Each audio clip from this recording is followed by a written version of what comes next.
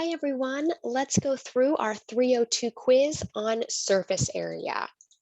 To better understand surface area, we got to start with some vocab. First off would be nets.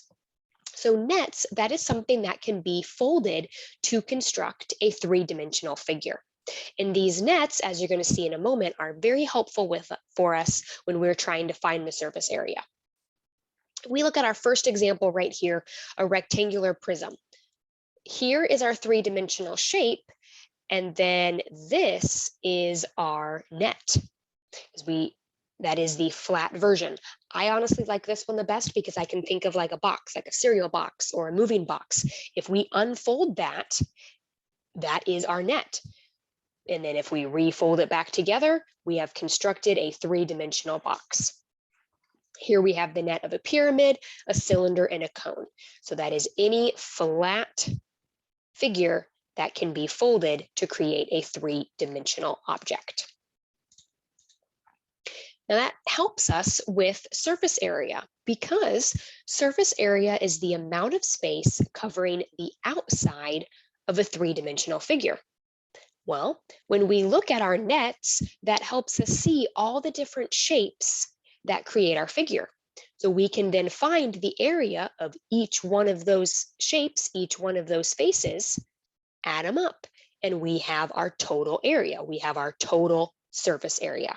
So surface is the outside. So it's the total area of the outside of our shape. Now that's great for understanding why it works. And maybe some of you are very visual people. You can unfold that. You can see the net in your brain and you know what shapes you need to add all up to find the surface area. I personally am not like that. So I like to rely on the formulas. Let's start with the surface area of a cube. So if we unfold a cube, if we look at the net, we would have a total of 6 faces. We would have a total of 6 different squares. Because of that, since there's 6 of them, if we look at our formula here, that is why we are going to multiply by 6. So to find the surface area, we are going to take 6 times the area of one face, so the area of one square. So our very first step is we need to find that area of an individual square. Well, right here, I'm going to outline in red. Here is one of our faces. Here is our square. Let's find the area of that. Remember that to find the area of a square or a rectangle, we are going to take length times width. Here we have a length of 2 centimeters and a width of 2. What would be 2 times 2? Yeah, that would be 4. Now that we know that, we can use this formula to help us find the surface area. So to get the total surface area, not just one little piece, we need to multiply 6 by that area of the square we just found. And the reason we multiply by 6 is because there are 6 different faces, 6 different squares. But if you don't remember that that's the reason why, that's okay. Just follow the formula and know that you need to multiply by 6. All right, what would be 6 times 4? 24. That means our total surface area of this cube would be 24 centimeters squared. And our label is in squared units because we are dealing with area. All right, let's do another problem with cubes. So a cube has a surface area of 150 meters squared. We want to find the length of the side. All right, we got a bit of like a backwards problem here. But the nice thing is we have multiple choice, so we can work out each answer and see which one results in a surface area of 150. All right, remember our formula? In order to find surface area, we need to take 6 times the area of the square. So our very first step is we need to find the area of the square. If we're going to be dealing with 3 centimeters, that means our area is going to be 3 by 3 because length times width. So 3 times 3 is 9. But I don't want just the regular area, I want the surface area. So we have to take it a step further, and now we're ready to use our formula. There are 6 total sides, and we're going to multiply that by 9. And what would be 6 times 9? That would give us 54 meters squared. Is that what we were hoping for? Is that what the question wanted? Nope, our question wants 150 meters squared. So 3 meters is not our answer. Let's go down for B. All right, B, this would be a cube with side lengths of 4. So first, let's find the area of one piece of one face.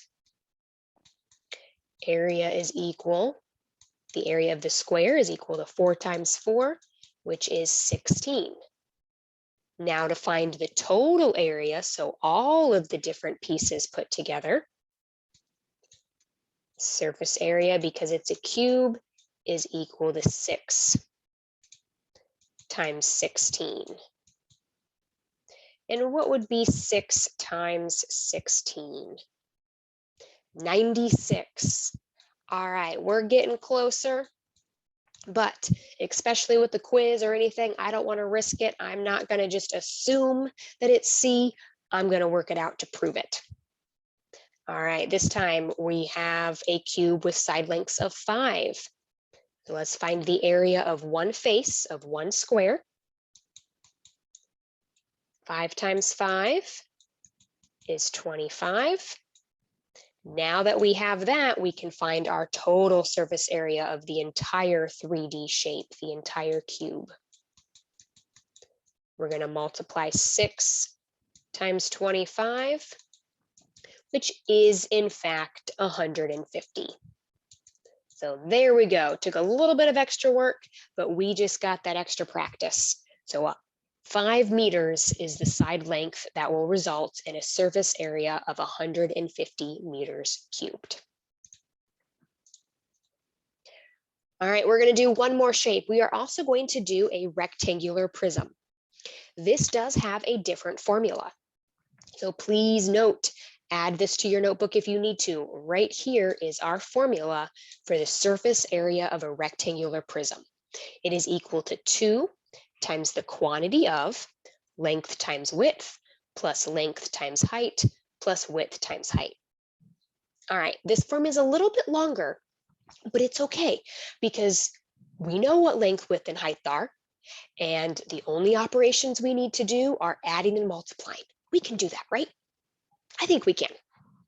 The reason this formula is a little different is with a cube, all of the sides, all of the faces are square. They're all the same size. But here, when we have a rectangle, we have 3 different sizes of, we have a rectangular prism. We have 3 different spaces that make it up. We have one large one here that I outlined in green. Then we have one up here, that's our top and our bottom.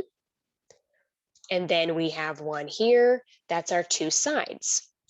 That is why we have 3 different areas that we need to find for all 3 sizes. All right, there's the reason behind it. Let's just get to it. The beautiful thing about formulas is if you know how a formula works, you can use any formula in the world or any formula we're going to throw out at you. Because if you have the formula, all you got to do is identify your information, plug it in, and solve. All right, let's identify our information. We need to label our length, our width, and our height. The nice thing is, it doesn't really matter which one is length and width, as long as you label it so you can keep it straight and make sure that you use the right numbers and we don't mix any of that up. That is why our labeling is key. All right, we have a length of 8 feet, a width of 4 feet, and a height of 10 feet. Now we're going to use our formula and we're just going to go word for word, going to substitute everything in. SA stays SA. That stands for surface area. We don't know what it is. That is equal to 2 times. All right, let's do this one first. We have length times width. Well, we said our length was 8 and our width was 4. That is then going to be added to our length times height. Well, once again, we said our length was 8 and our height is 10.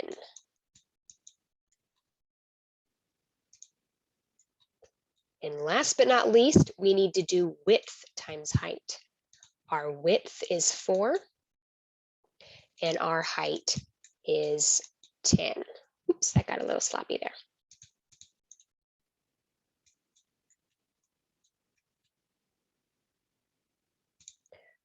All right, this might look really big and complicated. You're like, oh my goodness, there are so many pluses and parentheses. I don't really know where to start. Thank goodness we have order of operations. That tells us where to start. Order of operations says we got to deal with P parentheses. We got to deal with our grouping symbols. So whenever you have a massive grouping symbol like this, you just work your way from the inside out. So we're going to look at our large grouping symbol, which would be, let me use the highlight tool.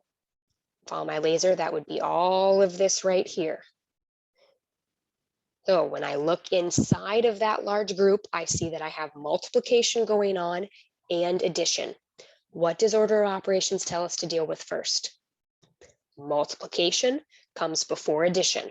We're going to go through and we're going to multiply all of our sets of numbers. And I show all my work to make sure that I don't miss anything. So if I try to keep it all in my head, it's going to get jumbled. So grab that paper and pencil. 8 times 4. So what we're doing first is 32. And then we have 8 times 10, which would be 80. And then we have 4 times 10, which would be 40. All right, we got to keep simplifying within those parentheses, keep simplifying with the grouping symbol. Now we have addition. So we can add all of those numbers inside of our parentheses. So 32 plus 80 plus 40 is 152. All right, we got our grouping symbol created. Now the only thing left is to finish off by multiplying 152 times 2.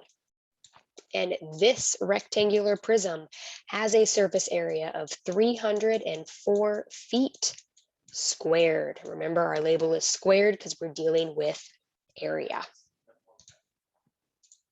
All right, if you're watching this video for review, but also because you need an additional attempt on your quiz, the code word is flower. So make sure that you email your teacher with that. Here at the very bottom is an example.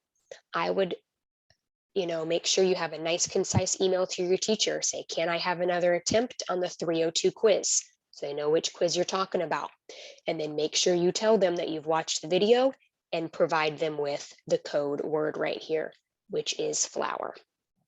All right, it's your turn to practice. Good luck. If you need anything, let us know.